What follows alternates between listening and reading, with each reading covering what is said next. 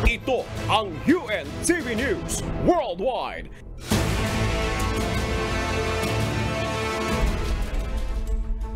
Sawaan, Tadyahaw, salamat po sa Diyos sa araw na ito. Good morning kuya at good morning sa ating mga kasambahay. Time check po muna tayo. Ngayon ay alas 4:33 ng umaga sa Pilipinas. Magandang umaga mga kababayan sa Pilipinas at sa iba't ibang panig ng mundo. Ngayon ay araw ng Martes, January 30, 2024. Mula sa Zhubei, Taiwan, ako si Amiel Pascual. Paghatid sa inyo ng mga umaat-kabong balita mula sa iba't ibang panig ng mundo. UNTV News Worldwide sa ating global headlines. North Korea naglunsad ng cruise missile gamit ang submarine. Myanmar junta humihina ang puwersa, mga pag-atake binabaling sa mamamayan. UN Security Council tinalakay ang desisyon ukol sa kasong genocide kontra Israel. US President Joe Biden tutugon sa drone attack sa Jordan dahil sa pagkasawi ng 3 sundalo. Princess of Wales nakauwi na mula sa ospital matapos ang abdominal surgery. 30-day visa-free agreement ipapatupad sa pagitan ng Singapore at China.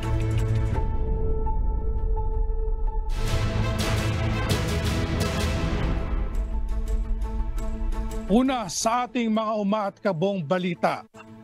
Sinubukan ng North Korea ang panibago nitong submarine launch cruise missile noong linggo, January 28. Ito umano ang bahagi ng pagpapalakas ng militar sa bansa. Ito ang umaat-kabong balita ni Paula Porta. Sa ikalawang beses sa loob ng isang linggo, muling naglunsad ng cruise missiles ang North Korea noong linggo, January 28. Ginawa ang test na ito sa pangunguna ni North Korean leader Kim Jong-un at tinawag itong Polwasal-3-31 na kapareho ng strategic cruise missile na sinubukang ilunsad noong nakaraang linggo. Bahagi umano ito ng pag-upgrade ng weapon system ng North Korea. Lumipad ang mga missiles sa east coast ng bansa sa loob ng 7,421 at 7,445 seconds at tinamaan ng isang unspecified island target at tumagalaan nila ang flight time nito ng 2 oras. Tinawag naman ang test na ito ng North Korean leader na successful at sinabing isa itong strategic significance upang makagawa ng isang malakas at modernong naval force. Ayon naman sa militar ng South Korea, naglunsad ang North Korea ng multiple cruise missiles ngunit hindi na ito nagbigay ng karagdagang impormasyon. Anila, ang flight time na sinabi ng Norte ay isang exaggeration dahil kanilang sinundan at inrak ang isinagawang missile test. Paula Porta, UNTV News and Rescue. Diyos ang aming sandigan, serbisyo publiko ang aming pinahalagahan. Patuloy na humihina ang puwersa ng Myanmar Military Junta. Subalit binabaling naman ng mga ito ang pag-atake sa mga nayon. Ito ang umaatibong balita ni Rejan Bolivar. Ipinahayag ni Myanmar United Nations Special Rapporteur of Human Rights, Tom Andrews, noong Lunes, January 29, na may ilang buwan na anyang humihina ang pwersa ng military junta ng Myanmar. Mula pa noong Oktubre ng nakaraang taon, umabot na sa mahigit 4,000 sundalo ang sumuko o umalis sa pwersa ng junta at nawawalan na rin ang mga ito ng ground territory. Bukod pa rito, nawawalan na rin anya ang mga ito ng military outpost, gayon din ng mga armas, kabilang ang pangunahing artilerya, kaya naman humihina na rin ang kontrol ng mga ito sa ground. Subalit ayon sa UN Special Envoy, sa kabila umano ng paghina ng military junta ay isang magandang balita. Nagdudulot naman ito anya ng maraming problema sa mga mamamayan ng bansa. Binabaling kasi ng military junta ang pag-atake sa mga nayon. Anya, mayroong napaka-sophisticated powerful weapons ng digmaan ng mga ito upang gawin ang mga pag-atake. Samantala, umabot na sa 2.3 milyon ang mga taong nawalan ng tirahan sa Myanmar, habang 18.6 milyon naman ang nangangailangan ng humanitarian aid mula nang magsimula ang coup. May halos 3 taon na ang nakalilipas, batay sa ulat ni Andrews. Mahigit 10,000 bata naman sa bansa ang nasawi noong 2023, bunsod ng ayon sa pagsasalarawan ng United Nations na umunay talamak at matinding malnutrisyon. Rajan Bolivar, UNTV News and Rescue Vietnam. Diyos ang aming sandigan, serbisyo publiko ang aming pinahahalagahan. Bilang bahagi ng transparency drive sa Ukraine, inihayag ni President Volodymyr Zelensky ang kaniyang natatanggap na sahod mula sa pamahalaan. Layon din naman nitong wakasan ang walang katapusang korupsyon sa bansa. Noong 2021, bago ang Russian invasion sa Ukraine, nakatanggap si President Zelensky ng 10.8 million hryvnias o mahigit sa 16 million pesos. Noong 2022, bumagsak ito ng 3.7 million hryvnias o 5.5 million pesos. Nanawagan naman si President Zelensky na ahayag din ng ibang opisyal ang kanilang mga sinahod upang maging transparent ang mga ito. Bahagi rin ito na matugunan ang hinihiling na requirements ng European Union upang makasali ang Ukraine sa organisasyon. Kinakailangan ng Western allies ng pruweba na nagbibigay ng effort ang bansa na wakasan ang korupsyon sa pagbibigay nito ng kinakailangang tulong sa weaponry at financial assistance sa mga bansang kasapi nito. Sinabi ni US President Joe Biden na tutugon ng Estados Unidos sa drone attack sa Jordan.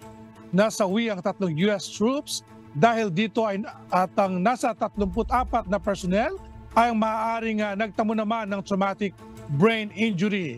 Mula sa Los Angeles, USA, may umaatgabang balita si Klein Sinka live.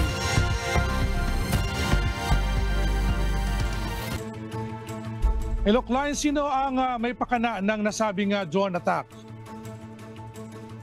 Amel, sinabi ni US President Joe Biden, bagaman kumakalap pa ng impormasyon, alam nilang ito ay gawa ng mga militanteng grupo sa Syria at Iraq na suportado ng Iran. Ito ang kauna-unahang deadly strike laban sa puwersa ng US mula na magsimula ang gyera sa Israel at Hamas noong Oktubre. Itinanggi naman ang mission na Iran sa United Nations na may kinalaman ng Tehran sa nasabi insidente. Nanawagan naman si Palestinian Prime Minister Mohammed Shtayyeh sa mga bansang tumigil na magbigay ng pondo na ipagpatuloy ito para sa United Nations Relief and Works Agency for Palestine Refugees o UNRWA. Ayon sa mga ahensyang tumutulong sa Gaza, nakararanas na ito ng kagutom dahil sa pagpigil ng Israel sa pagpasok ng food and water supplies doon. Sinabi ni Michael Fakhri, ang UN Special Rapporteur sa karapatan sa pagkain, na sa 2.2 milyong Palestino ang apektado ng gutom. Isa ang US at kabilang ang 10 bansa na nagsuspindi ng pondo para sa UNRWA. Sinabi ni UN Secretary General Antonio Guterres na 12 staff na UNRWA ang natukoy ng Israel. Ang 9 dito ay naputukan, isa ang nasawi at 2 ang kinikilala. Balik sa iyo, Amel. Klein, ano ba ang naging epekto ng pangyayaring ito doon sa rehiyon? Ang puwersa ng US ay nakaranas na din ng mga atake na mahigit sa 150 times na mula sa Iran-backed groups sa Iran at Syria. At nagtala na at least 70 na rin ang nasawi at ang mga US warships naman ay pinaputukan na din ang puwersa ng Houthi sa Yemen na madalas umaatake sa mga commercial ships na dumadaan sa Red Sea at sa tabi ng coast ng Yemen. At habang sinasabi ng US na hindi sila nasa digmaan sa rehiyon, sila ay gumagawa pa rin ng mahakbang laban sa grupong na suportado ng Iran sa Iraq at Syria at pagsalakay sa mga capabilities na military ng Houthi sa Yemen. Alright, Klein, keep us updated. Salamat, Klein Sinkang mula sa Los Angeles, USA. Sa kaugnay na balita ay pinagutos ng mataas na hukuman ng United Nations sa Israel na gumawa ito ng mga hakbang upang maiwasan ang genocide sa Gaza. Obligado naman na sumunod ang Israel sa inilabas na ruling ng International Court of Justice or ICJ. Mula sa Ottawa, Canada, may umaatgabong balita si Charles Corpus live.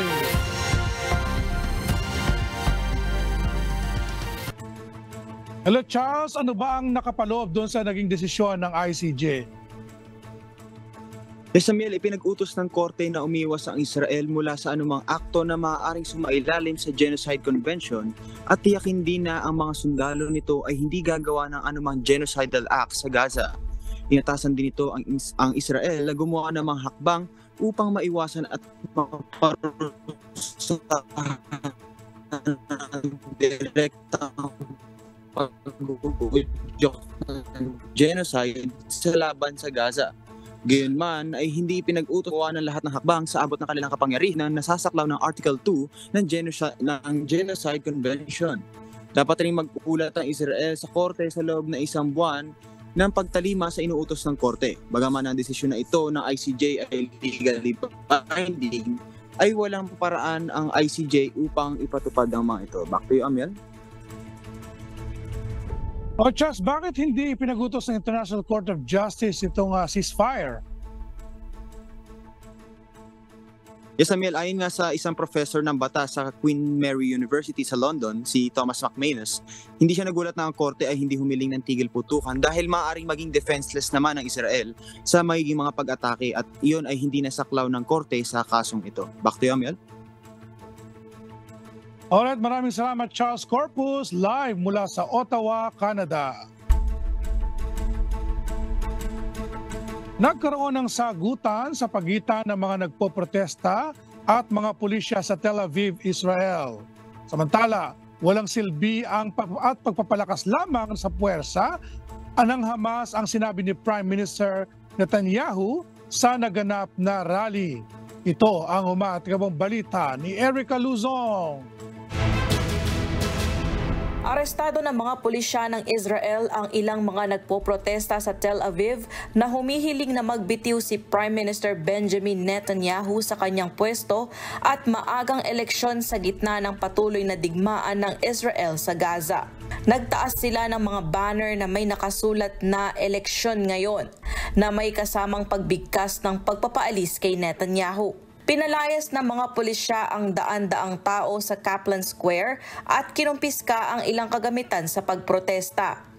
Nagkaroon din ng mga protesta sa iba't ibang lugar sa Israel na libu-libong tao ang sumali na humihiling ng pagtanggal ng kasalukuyang pamahalaan at pagpapalaya ng tinatayang nasa 136 na mga bihag sa Gaza. Samantala, binatikos ni Netanyahu ang demonstrasyong ito ng mga pamilya ng mga bihag sa Gaza at sinabing walang silbi at nagpapalakas ito sa mga hinihingi ng Hamas. Erica Luzon, UNTV News and Rescue. Diyos ang aming sandigan, serbisyo publiko ang aming pinahahalagahan. Makibalita naman tayo sa Australia. Pinabalik ng Australian Federal Department of Agriculture ang libu-libong livestock export na patungo dapat sa Jordan. Umiwas nila sa nangyayaring kaguluhan sa Red Sea ang shipment na nagkakalaga ng 2 milyong Australian dollars. Ito ang umatikabong balita ni Danny Delieva. Naglayag ang barkong Bahija paalis sa Fremantle, Western Australia noong January 5, 2024 sakay ang hindi bababa sa 14,000 na tupa at 2,000 baka. Tinatayang nagkakahalaga ang livestock export ng 2 million Australian dollars o 74.5 million pesos at dadalhin sa bansang Jordan. Subalit dahil sa nangyayaring tensyon sa Red Sea, napilitan ang export company na Basem Daba na patunguhin ang Bahija sa direksyon ng South Africa pagkalipas ng 15 araw ng paglalayag. Sa bandang huli, nagpasya ang Australian Department of Agriculture na pabalikin ang barko sa bansa. Ayon sa pahayag ng Agriculture Department, pinayuhan nito ang exporter ng livestock na agad pabalikin ang barko upang mapangalagaan ang kalusugan at kapakanan ng mga hayop. Sa kasalukuyan ay nasa baybayin na ng Fremantle, Western Australia ang barko at naghihintay ng hudyat upang makadaong. Pinaghahandaan na ng mga otoridad sa Western Australia ang ipatutupad na quarantine procedures para sa pagdaong ng Bahija. Bagamat naniniwala si Western Australia Premier Roger Cook na nasa mabuting kalagayan ang mga hayop, dadaan pa rin ang mga ito sa mahigpit na biosecurity measures at health check. Ayon kay Premier Cook, may pasilidad ang estado sa mga normal na operasyon, subalit may kalakihan umano ang bilang na sakay ng barko. Nangangamba ang Royal Society for the Prevention of Cruelty to Animals o RSPCA na posibleng nagkaroon ng pink eye o pneumonia ang mga hayop dahil sa pinagdaanang stress sa laot. Bukod dito, hindi rin maliit na halaga ang maaaring idudulot na gastos ng livestock shipment recall para sa importer at exporter. Danny De Lieva, UNTV News and Rescue. Diyos ang aming sandigan, serbisyo publiko ang aming pinahahalagahan. Balitang UK naman tayo, nakauwi na sa kanilang tahanan si Princess of Wales Kate Middleton mula sa ospital matapos ang kanyang abdominal surgery. Sa isang pahayag ng Kensington Palace, naging matagumpayan nila ang operasyon at maganda ang recovery ng prinsesa. Nagpasalamat naman si Prince William at Princess Kate sa lahat ng nasa London Clinic at sa kalinga at serbisyo na kanilang ibinigay. Na-hospital si Princess Kate sa loob ng halos 2 linggo matapos sumailalim sa hindi inihayag na surgery, subalit hindi naman umano ito cancerous. Samantala, sinasabing nasa ospital pa rin si King Charles at tapos ang nakaplanong pagpapagamot ito sa kanyang enlarged prostate. Simula February 9, magkakaroon ng mutual visa-free entry para sa mga citizen ng Singapore at China. Ito ang umatikabong balita ni Sherry Mihio. Nagkaroon ng agreement sa pagitan ng Singapore at China para sa 30-day mutual visa-free entry sa mga mamamayan ng bansa. Mag-uumpisa ito sa February 9 sa gabi ng pagdiriwang ng Chinese New Year. Sa ilalim ng visa-free entry scheme na ito, maaaring pumasok ang Singapore or Chinese citizens sa bawat bansa na hindi na kailangan mag-apply ng visa at maaaring magtagal sa bansa na hindi hihigit sa 30 days. Kabilang na dito ang travel sa business, sightseeing, pagbisita sa kaibigan at pamilya at iba pang private affairs. Sa kabila nito, ang mga papasok naman sa dahilan ng trabaho at news reporting ay kailangan pa rin na mag-secure ng relevant visa bago pumasok sa bansa. Ayon sa Singapore Embassy sa Beijing, makakatulong aniya ito upang mapatibay ang people-to-people ties, makapag-promote ng mutual understanding at makapagbigay din ng mas malawak na economic opportunities. Maging sa larangan ng business travel at turismo sa pagitan ng dalawang bansa ay may malaking maitutulong ang naging agreement na ito. Sherry Mihio, UNTV News and Rescue. Diyos ang aming sandigan, serbisyo publiko ang aming pinahahalagahan.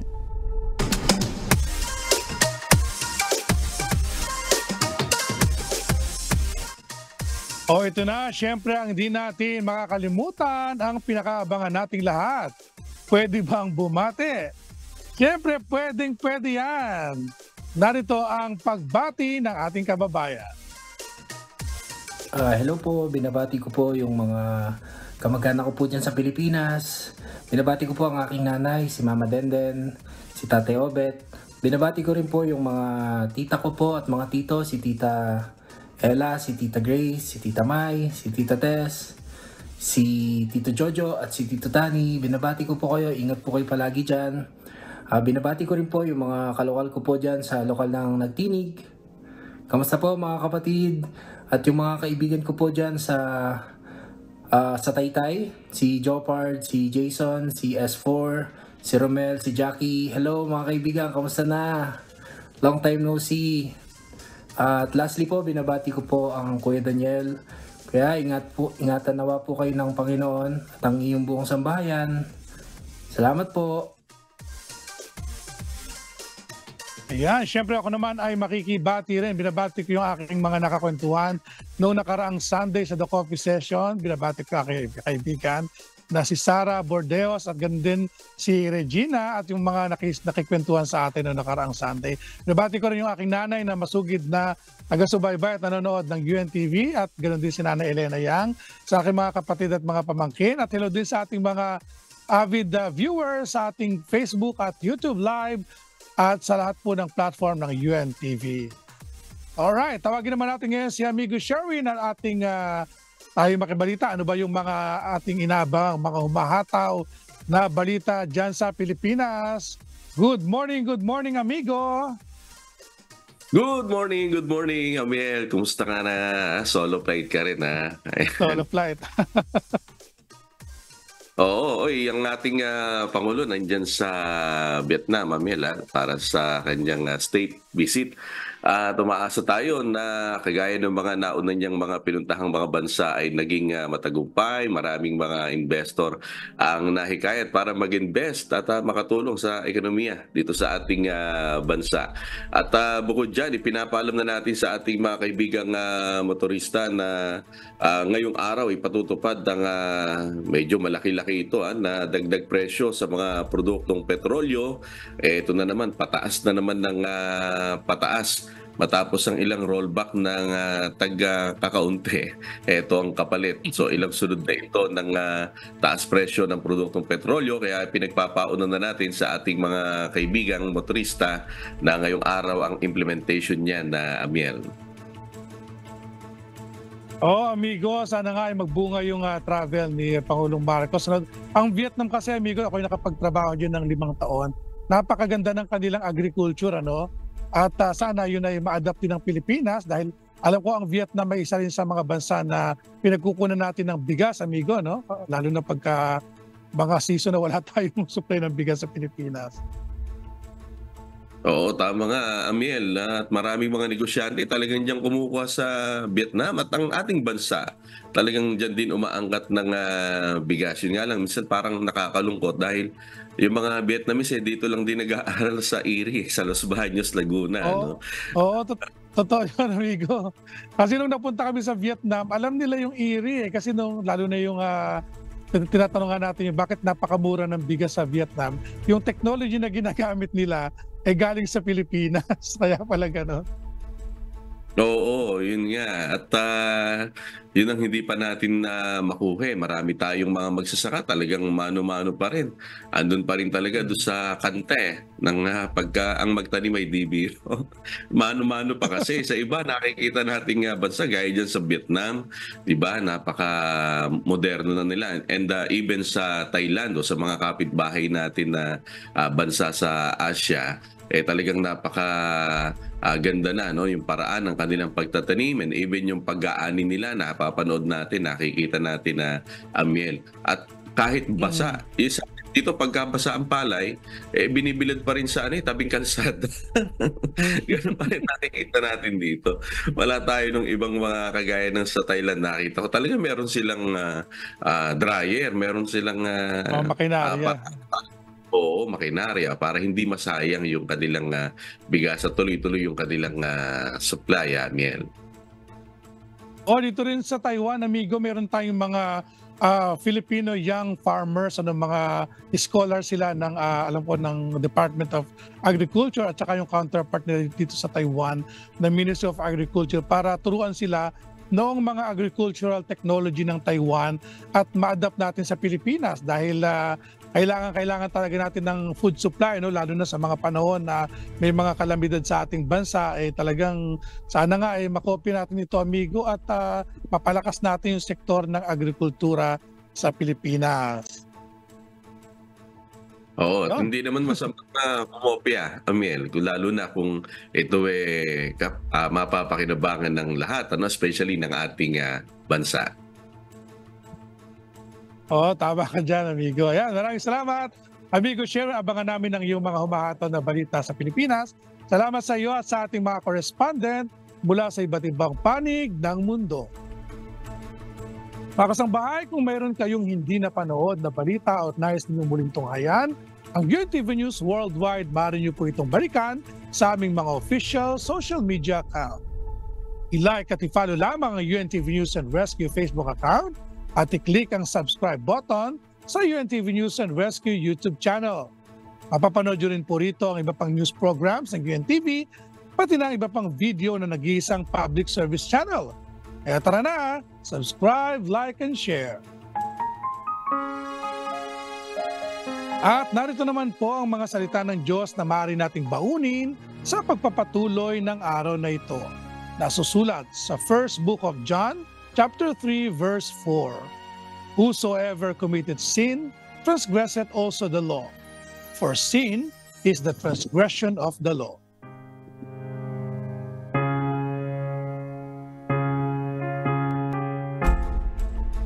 At yan po ang mga umatikabang balita sa iba't ibang panig ng mundo ngayong umaga ng Martes, January 30, 2024.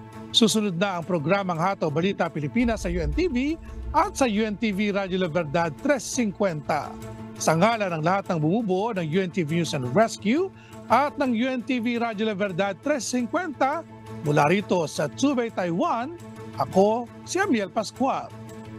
Dito sa UNTV at sa UNTV Radio La Verdad 350, Diyos ang aming sandigan, serbisyo publiko ang aming pinahalagahan. Maraming salamat po sa Diyos. Zaijian!